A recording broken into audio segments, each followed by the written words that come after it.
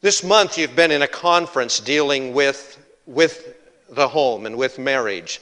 Ephesians chapter 5 verse 25 says to us, husbands what?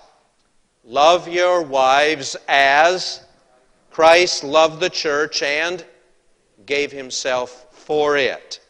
Then it talks about a husband then. But it talks about this love that Christ had for the church. Think about that for just a moment. When Paul wrote to the church at Ephesus for husbands to love their wives, he left then a challenge to them that was earth-shaking at the time about the home and about the family, completely different from the classic culture of antiquity, among the Romans especially, on how to treat children, how to treat a wife, because that was so foreign.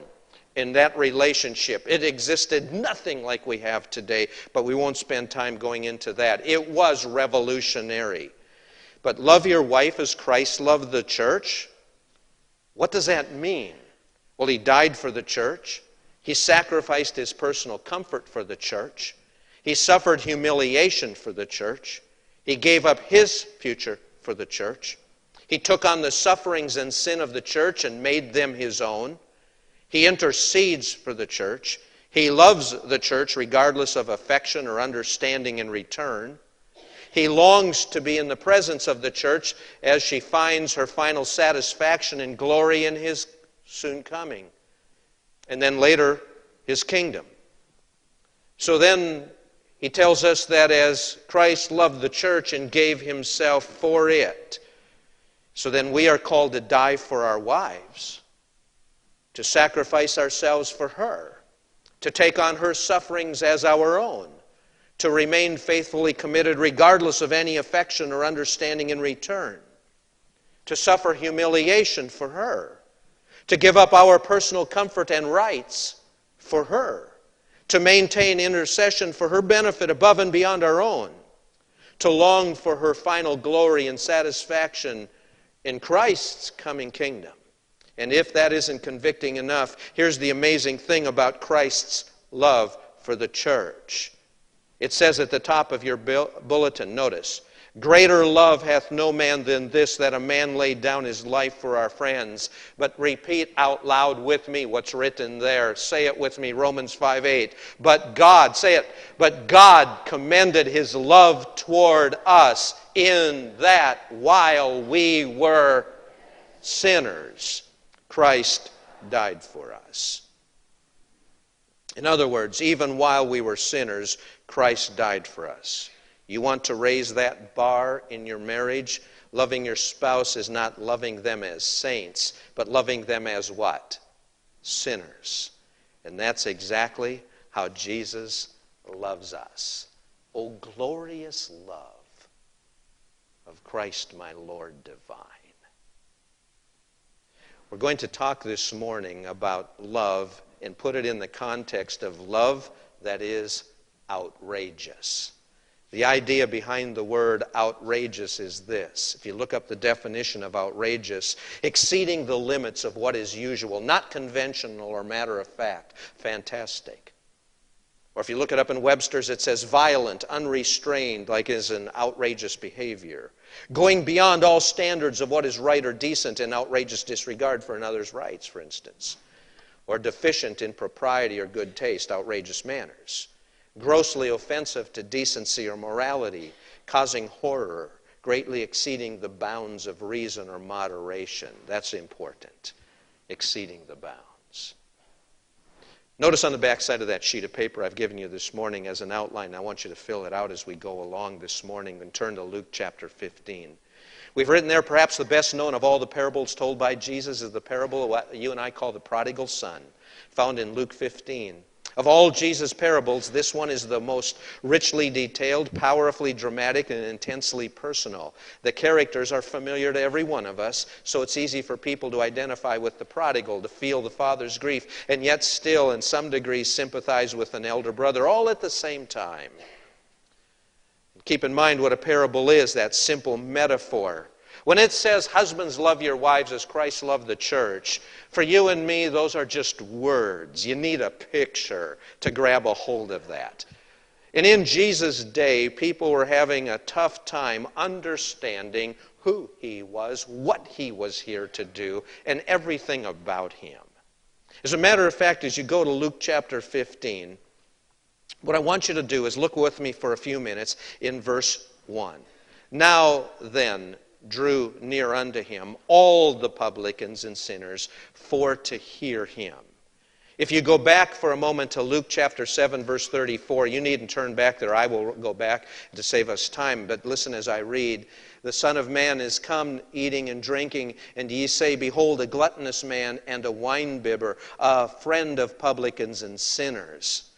As Jesus came, one of the things that the religious leaders of his day did not understand was why this man, who claimed to be a religious teacher, would make time to spend with people that were working for the Roman government in the public service. Publicanus was their name, publicans.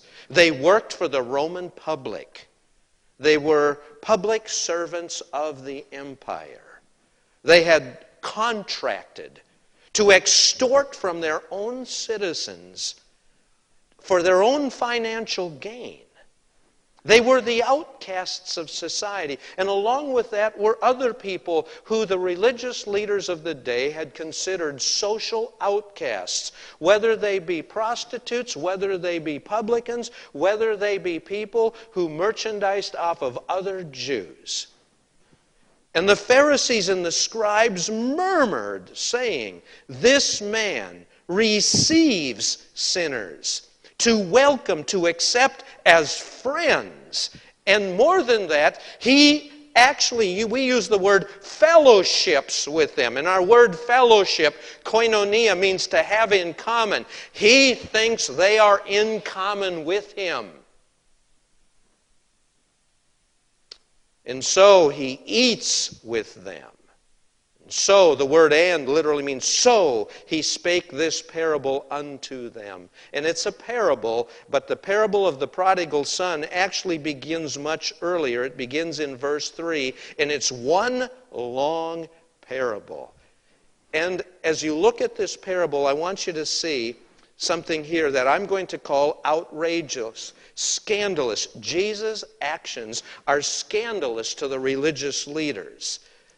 And yet at the same time, he's going to tell them a story that everyone can relate to. Would you back up with me to verse 4 for just a moment as we talk about what does the love of God look like that we're supposed to bring into our homes? Well, if we're supposed to love the way Christ loved the church, you and I need to understand the depth of his love. And then take that as a husband, take that as a wife, take that as a parent, and then take that kind of a love back into your lives.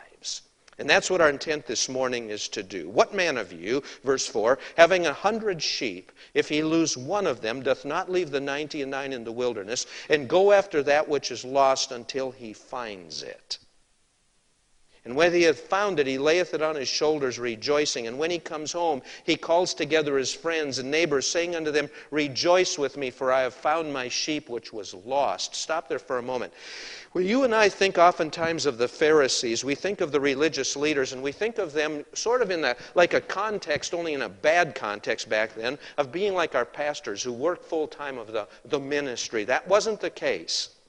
The Pharisees, the scribes were the lawyers. They were the ones who spent their life interpreting the law. The Pharisees were religious leaders in a sense, but they were also landowners. They owned, many of them owned sheep. And they hired shepherds to work under them to tend the sheep. They didn't themselves. A village, for instance, might own the sheep. There might be then an entire village where they all owned, as it were, stock in the entire fold. And so these Pharisees, religious leaders, would understand exactly what Jesus was saying. Which one of you who are so concerned about your finances wouldn't be upset if one of the shepherds who worked for you lost a sheep? By the way, the language Jesus is using there is very, very important.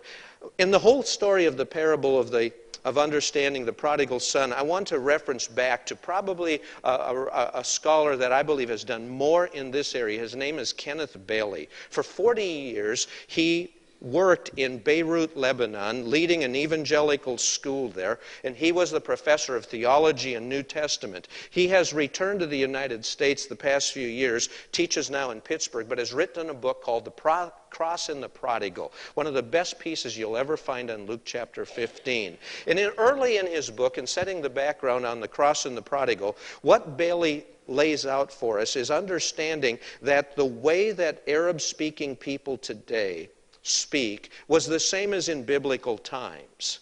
What manner of you, it says in verse 4 here, having 100 sheep, if he lose one of them. In the Middle East today, nobody says, I lost my car keys. I missed my flight.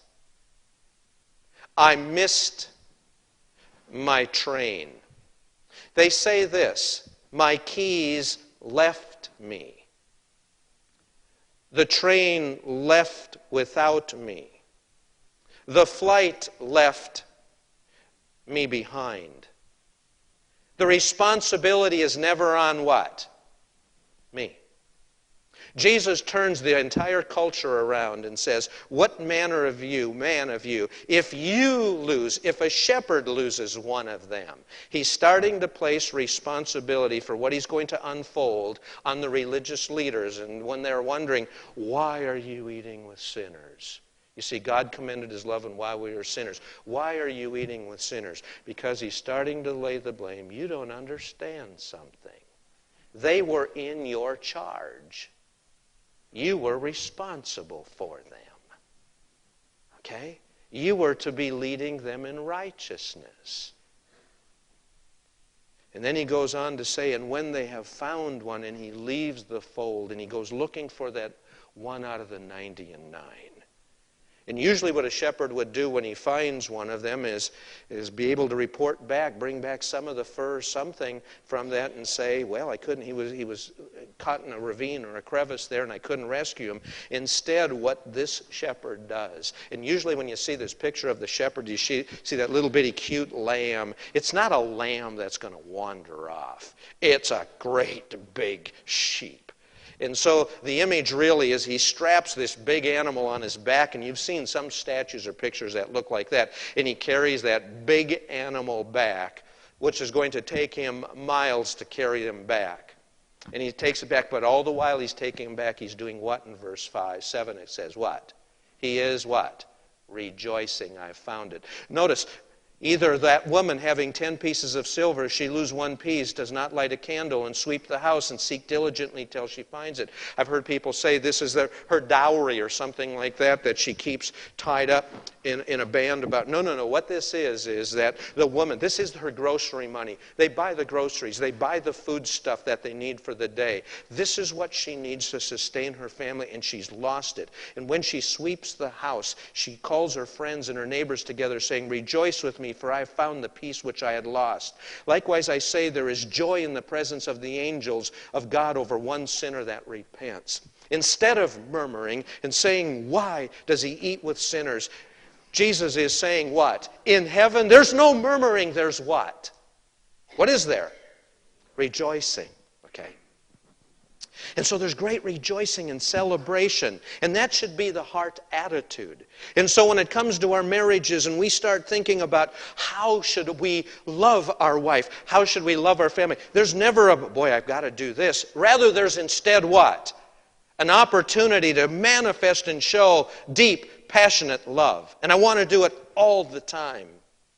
But I want you to see something right now as we look at what Bailey wrote and talks about something here that's very important for us to catch as background yet still before we plunge into this. And that is, as we talk about something very important, Kenneth Bailey writes that in order to understand what unfolds in verses 11 and following in Luke chapter 11, you need to understand two concepts. Number one is village peasant life.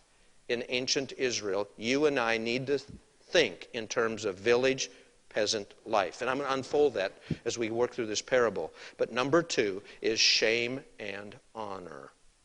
There's a shame and honor paradigm.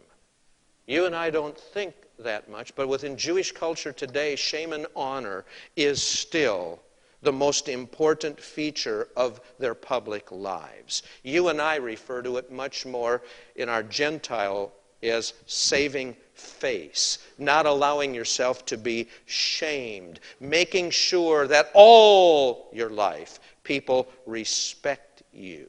And historians tell us that unless you and I understand the shame/honor paradigm that the villagers in Jesus lived under, you will never understand this parable in the proper sense. And we then, because we don't, we usually take this parable and we preach it about the prodigal, the son. It's not a parable really about the prodigal. It's a parable about the what? The Father. The love of God. The shame and honor paradigm as the backdrop to the love of God. And when we understand this story that he tells in verses 11 through 32 is scandalous. It's outrageous. And you're going to see, and let's begin now by doing that, you will see that nobody would shame themselves like the people in this dysfunctional family. And so I want to begin, as we go through the story together, let's go back and draw out the lessons that Christ wants us to see. Paul will draw from later, and it will be used as a theme through the entire New Testament on the love of God for us while we were sinners. It's an absolutely outrageous story, and it begins with an absolutely outrageous exchange. And so if you'll look with me at this outrageous exchange, this outrageous verbal exchange on your notes, you see then, and he said, a certain man had 2 sons, and the younger of them said to his father, Father, give me the portion of goods that falleth to me. As you look at this, we see this outrageous exchange. The younger of them said to his father, give me the portion of goods that falls to me. Let's ask 3 questions, first of all. The first question is this, in this outrageous exchange in verse 12. When does any son get his inheritance? When does any son get his inheritance? When do you get your inheritance from your father? When he what? Dies. So he's essentially saying to his dad, saying to his father what? For all intents and purposes, I wish you were out of my life, dead. So after the father dies, this is the equivalent then of saying, Father, I wish you were dead. What an incredibly outrageous, disrespectful thing to ever say to your father. And by the way, he doesn't want the family farm. He only wants the family's stuff. And so, with that in mind, and by the way, he is completely out of line. No son would ask this of his father, especially the younger. The inheritance would primarily fall to the elder son. And so, and everybody's listening in this exchange and hearing this, and the word is traveling fast. And by the way, when it comes to mediating out the inheritance, whose responsibility should that be? The elder son. Why isn't he intervening? So, second question, what do the Pharisees expect the father to do? Now, I didn't grow up in a Jewish type family. I grew up in a German family in Minnesota. That's my background. German clannish family. Both Lucy and I come from German families. They do things together, and there was a German community, and they get together. When Lucy's family, large family, mine wasn't as large. In our area where we grew up, I have a family, there's 6 children. Her family had more.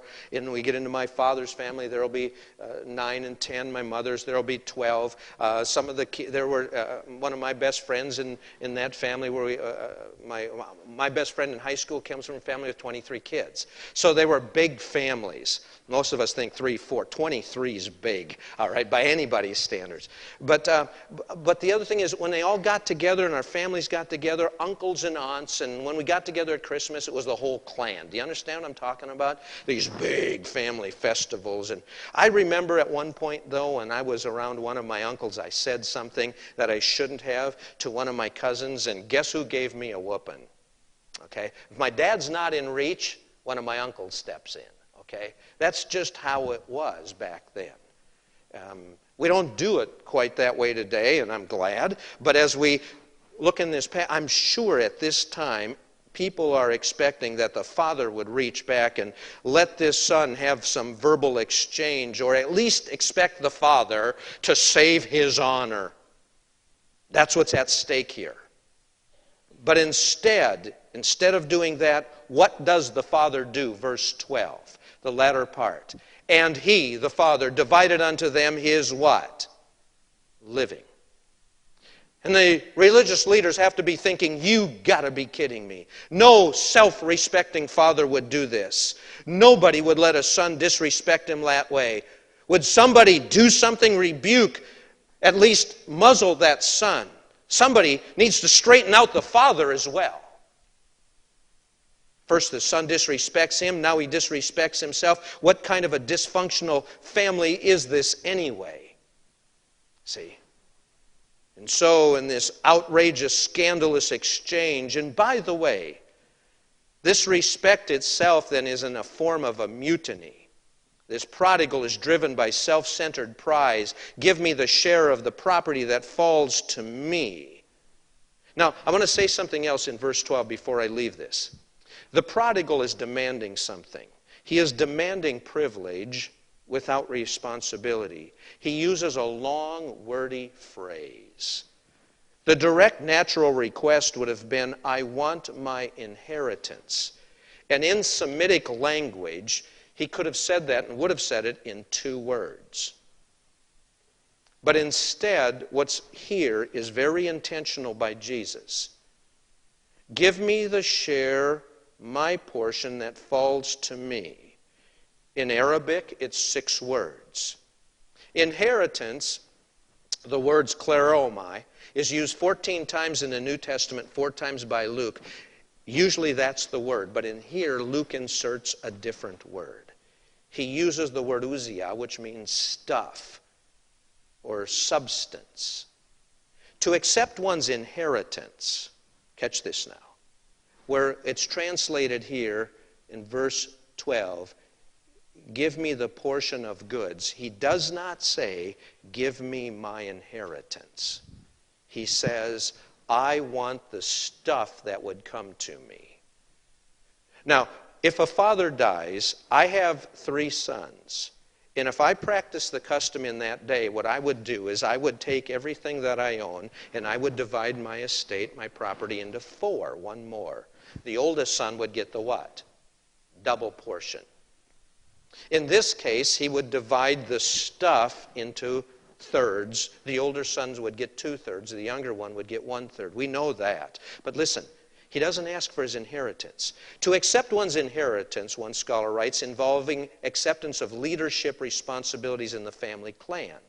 The recipient is then duty-bound to administer property and to solve family quarrels. He must defend the honor of the family against all comers, even with his own life. He pledges himself to increase the clan's wealth and to represent them nobly at village functions such as weddings, feasts, and funerals. He must, quote, build the house of his father.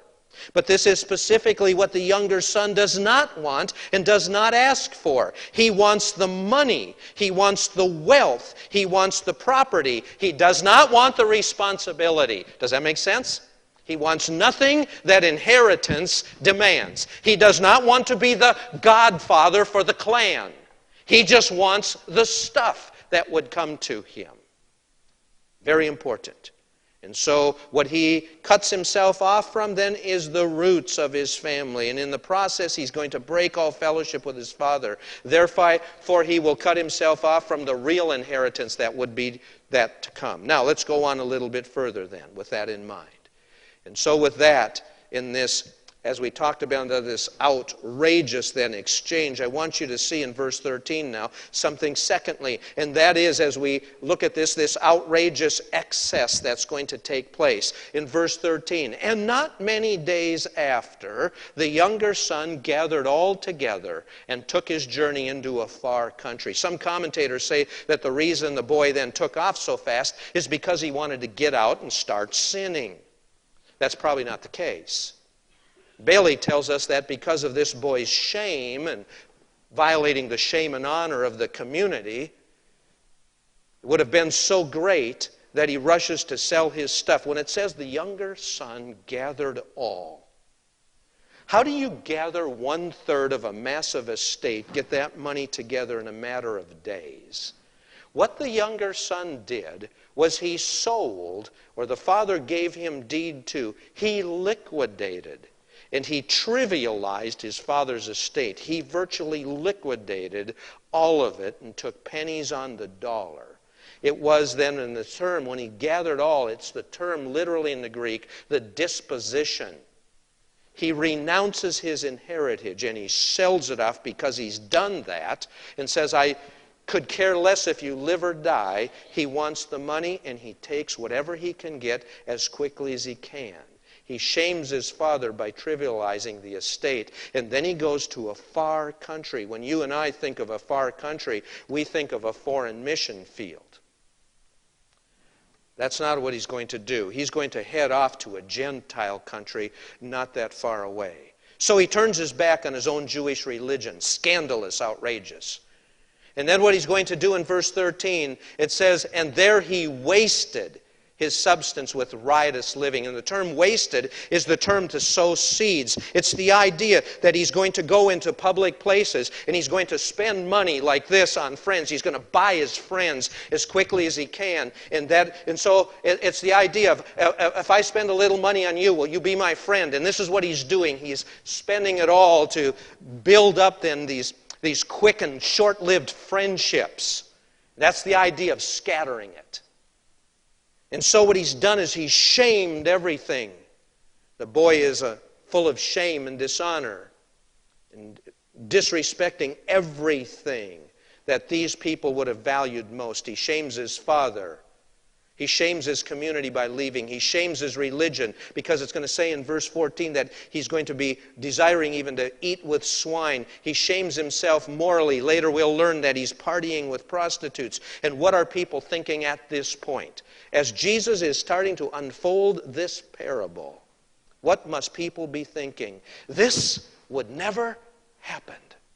This story that this religious leader Jesus is teaching is absolutely crazy. Nobody could possibly be this shameful. Jesus is trying to paint for you and me the most shameful sinner that one can possibly imagine, because he's been eating with publicans and sinners. See? But he's really painting a picture about you and me, isn't he? I want you to notice then this outrageous existence in 14 through 16. Notice first of all what he does. In verse 14, and when he had spent all. And what he has done at this point is spending every bit of that estate that he had gathered. Note what it means now, or what it implies. And when he had spent all. At this point, Jesus' hearers would have gasped, because they realize he is in now to experience the kazaza ceremony. K-E-Z-A-Z-A-H. A kazaza ceremony. A kazaza ceremony is what happens when a Jewish young man, or a young woman, but a young man, would violate everything holy and would waste that which is precious on Gentiles, for instance. And what the family then does is holds a public ceremony to pronounce my son.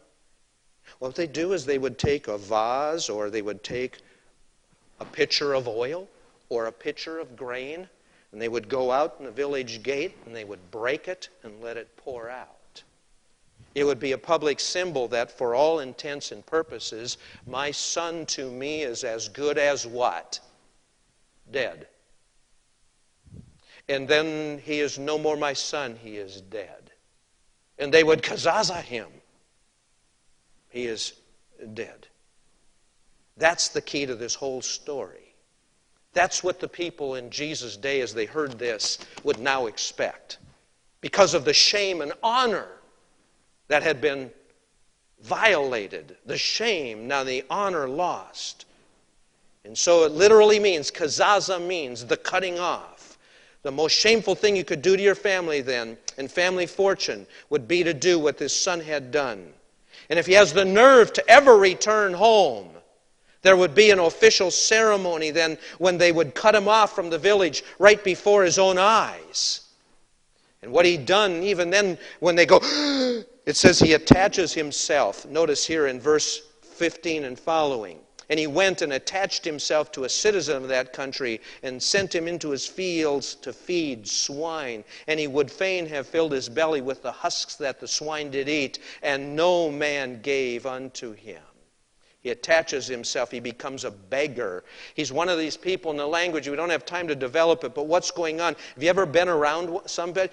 He had tried to buy his friendships, and nobody was accepting him. And now he's attaching himself to other people. And this guy's by the way, he would have gone into the fields, but the owner is, I got to get rid of this guy. How do I get rid of this Jewish boy? I'll send him to the back 40. At least he'll take the hint. Just get away from me. He can't get rid of him, so he thinks if I could send him out there, he would at least do that. Leave me. But he doesn't get the hint. So the son is out there now. And I want you to notice verses 17, 18, and 19. Lead me back. Did you hear the choir sing that this morning? One of my absolutely favorite songs. Lead me back. It's based off of these verses. And when he came to himself, he said, how many hired servants of my father's have bread enough to spare, and I perish with hunger? I want you to notice this outrageous expiation. See, notice what he says. And when he came to himself. Now, many people say this is his repentance. This is not his repentance. He's not repenting. He's sobered up and he's in realization. I will arise, I will go to my father, and I will say to him, Father, I have sinned against heaven and before thee. I am no more worthy to be called thy son. Make me as one of thy hired servants. Now, a hired servant in the day is a day laborer.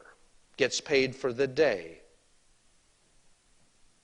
This son realizes he has nothing. And I have wasted a third of my father's estate. And he comes up with a plan. In the original language, the New Testament, it says, I will arise, I will go to my father, and I will say, make me as one of your craftsmen. And what he is saying is, I'm going to go back, and I'm going to work out a plan whereby I can repay my father. I am going to go back and earn the right to repay him everything that he's lost until I have paid it back. I will work my way back into his favor. That's very, very important. Do you understand that? That's going to be the hinge to everything that will follow. Because that's how I thought till I was 21 years old, having grown up in Minnesota in a German Catholic community, baptized as an infant, then growing up and realized as I went to parochial school and Catholic high school that one day I would die and I would stand before God, and I would think, as I stand before God, I will have earned my way into his favor. And I want you to notice an outrageous exoneration now in verses 20 and following. And he arose and came to his father, but when he was yet a great way off, His father saw him and had compassion and ran and fell on his neck and kissed him. I want you to notice now something very, very important, an outrageous exoneration. At this point, everybody listening to Jesus tell this parable is thinking kazaza, the ceremony of cutting off, the ceremony of public shame.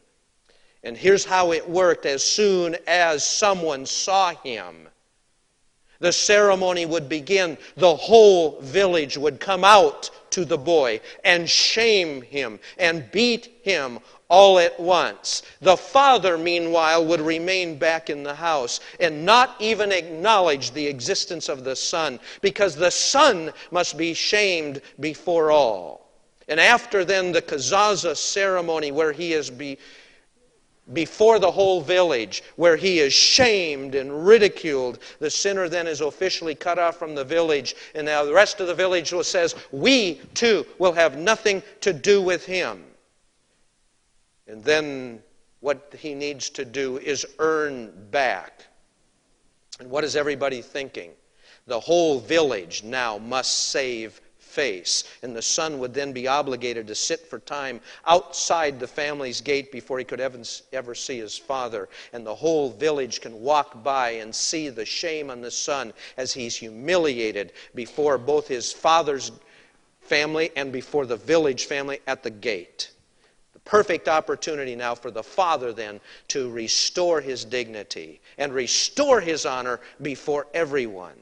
But no, it says in this verse, he arose, he came to his father, and when he was yet a great way off, instead of pronouncing him as dead, this father has been looking for this son all the while, watching for him. And with that in mind, the people listening to this are utterly shocked. They are in silence. You see, his father saw him, feels compassion, not cutting off, and ran.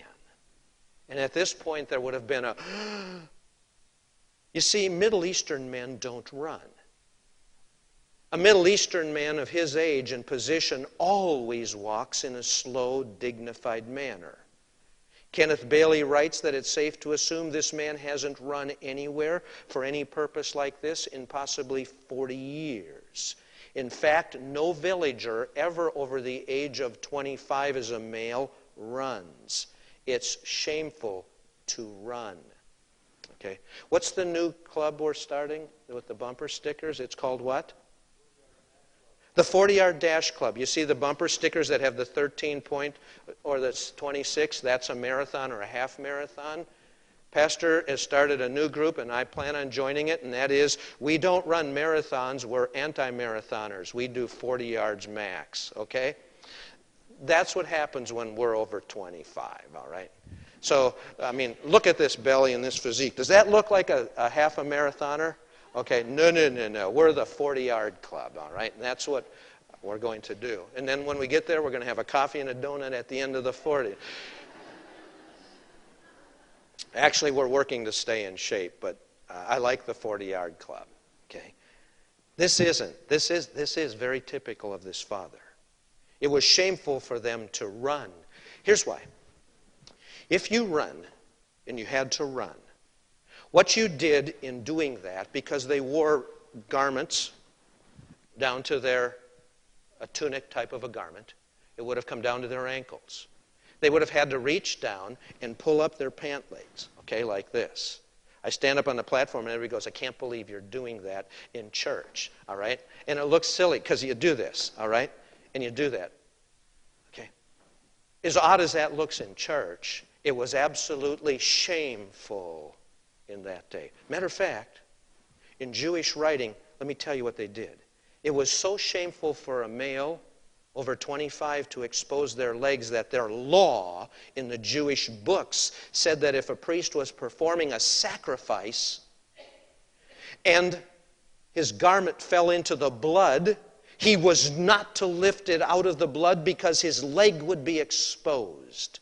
In that culture, men don't go out to the boys. You wouldn't run. The boys always come to the men. And for this man, it would have been shameful. I'm actually going to read from Bailey now.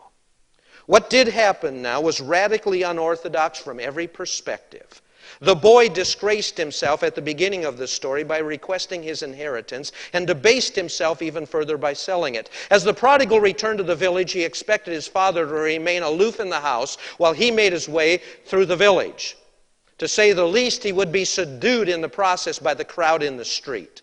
As soon as they discovered that the money had been lost among the Gentiles, the kazaza ceremony would be enacted. The son would then be obliged to sit for some time outside the gate of the family home before being even allowed to see his father. Finally, he would be summoned, and with the boy already rejected by the entire village, the father would be very angry. The boy would be obliged to apologize for everything as he pleaded for a job training in the next village. This does not happen in Jesus' parable.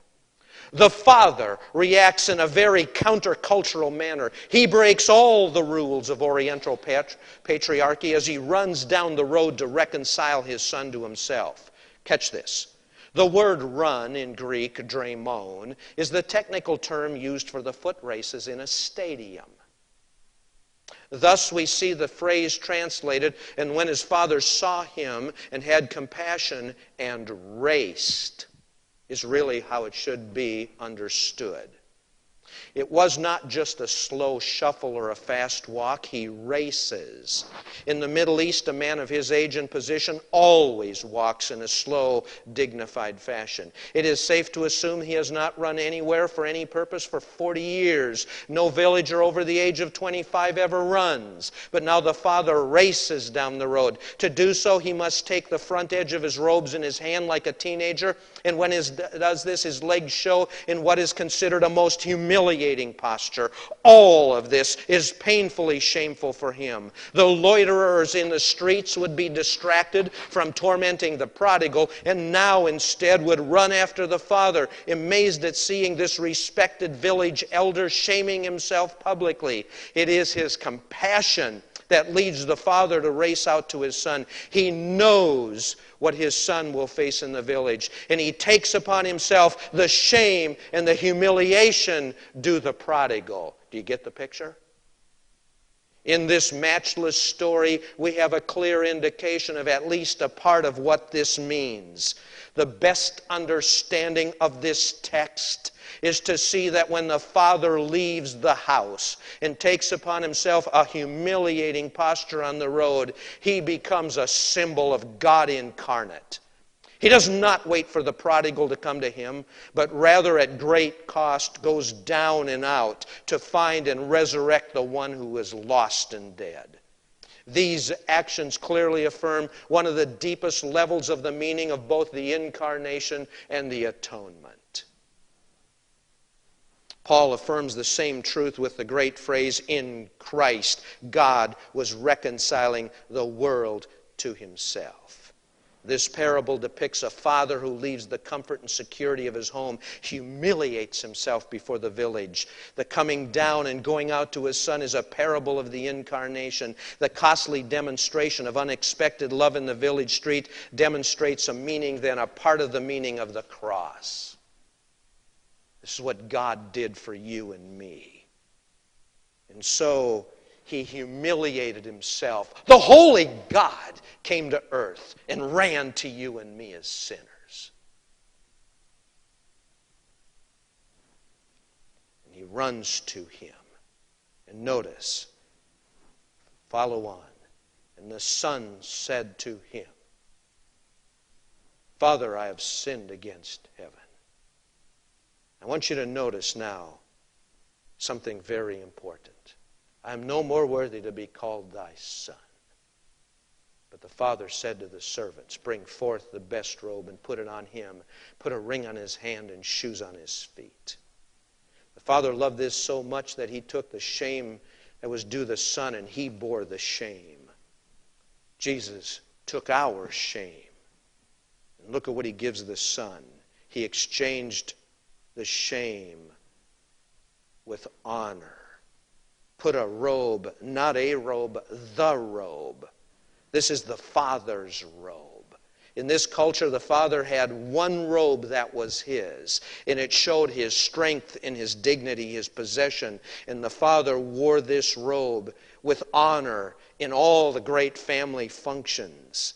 The shameful son is now cloaked in the father's righteousness. Stunned beyond belief now. What does the son do? And make me as one of your craftsmen. Do you remember that speech that he had all worked out? I will go and say to my father, Father, make me as one of thy hired hands. Listen to this. How will the prodigal respond to this outpouring of costly love?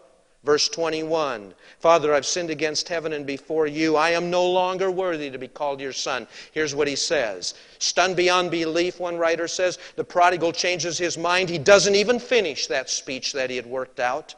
The offer to become a craftsman is deliberately set aside. He does not presume to offer any solution to the estrangement. Rather, overwhelmed, he can only put himself completely at the mercy of the Father and say, I am no longer worthy to be called your son. You see, at the beginning of the story, he insisted on unhampered control over his own life. Now he leaves his destiny entirely into his Father's hands. Words originally composed to manipulate are now transformed into a speech of genuine repentance. Traditional Western interpretation has said that the father interrupted the son and didn't give him a chance to finish his speech. Faced with this incredible event, the son is now flooded with the awareness that his real sin is not the lost money, but the wounded heart. The reality and enormity of his sin and the resulting intensity of his father's suffering overwhelmed him. In a flash of awareness, he now knows that there's nothing he can do to make up for what he has done. His proposed offer to work as a servant now seems entirely blasphemous. He's not interrupted. It's a change of heart and mind. In this manner, he fulfills the biblical definition of repentance that Jesus sends forth. And when the father observes that the son has no bright ideas as to how the son is going to solve the problem of their broken relationship, the father orders a party, as did the shepherd and did a woman as well, invited their friends and said, let's celebrate. The angels in heaven are rejoicing. Do we get it? That's what Easter's all about. And what you have here now is put a ring on him. The ring of authority, all the rights and privileges, the family ring. And in that culture, slaves went barefooted. Sons wore shoes. Shoes on his feet. He's a son. As many as receive Christ. To them, God gives the power, the authority, the right to be called what? Those with sandals on were sons, co-heirs, joint heirs. Husbands, love your wives the way Christ loved the church and gave himself. Any shame, any humiliation, we do that. It's what Jesus did for you and me. Left the splendors of heaven to do that for you and me. The older brother? The older brother comes walking back in. He's been the foreman. What's going on? What's all the noise he hears? One of the servants says to him, your brother's come home. Bubba's come home. What's he look like? Oh man, he was a mess. What's all the noise? Your dad's slain the fatted calf. He's got a party going on for him. And the other son is angry, and he won't go back in. Not going in. Now when they throw a banquet, the father sits at the head of the table. And he sits up here in the place of honor and dignity, at the head of the table. The older brother is supposed to be the concierge. And what he will do is make sure that everybody's taken care of. And he goes among the crowd and he says, is everything okay? Can I get you anything else? Y'all okay? Do you have everything you need? And this is what he does. He walks in and just makes sure everything's all right. It is his responsibility to make sure that all the guests are taken care of. His responsibility to make sure that everyone is looked after properly. The older brother says, I'm not what? I'm not going in. He has shamed his father as well and brought dishonor on the home. The father, meanwhile, sitting at the head of the table, is supposed to stay seated. He doesn't care so much about his own honor. He goes out to the elders. He leaves all those guests. What a dishonoring thing to do to them. But he goes out to that son as well and says to him, I love you too. And he hadn't even defiled, but I love you just as much. Come on in. The irony is, in this whole thing, there's no end to this parable, did you notice? There's no conclusion. There's no end. You read it, it just stops. Because it's implied. What are you going to do? Is what Jesus was saying to the religious leaders. What do you do with that? What are you going to do with it? Folks, there it is. What do we do with it? What do you do with the love of God?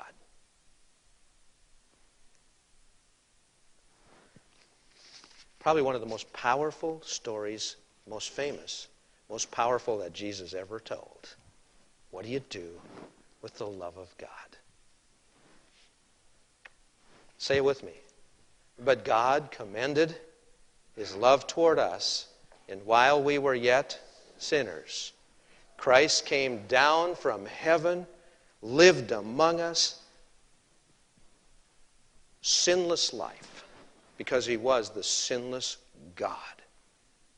Dwelt among us, ate with sinners, met us in our shame and humiliated himself. But it wasn't about eating. He then allowed himself to be beat upon. He allowed himself to be spat upon. He allowed himself to be ridiculed and mocked, beaten and scourged, lied about, and then allowed himself to be so humiliated, publicly, nakedly, upon a cross, hanging there before the whole world to bear the sin, the shame that is yours and mine. Why? Because he loves you. He loves you. He loves you. We said last night, he not only loves you, he likes you. That's how much he likes you. He really likes you. Do you like him?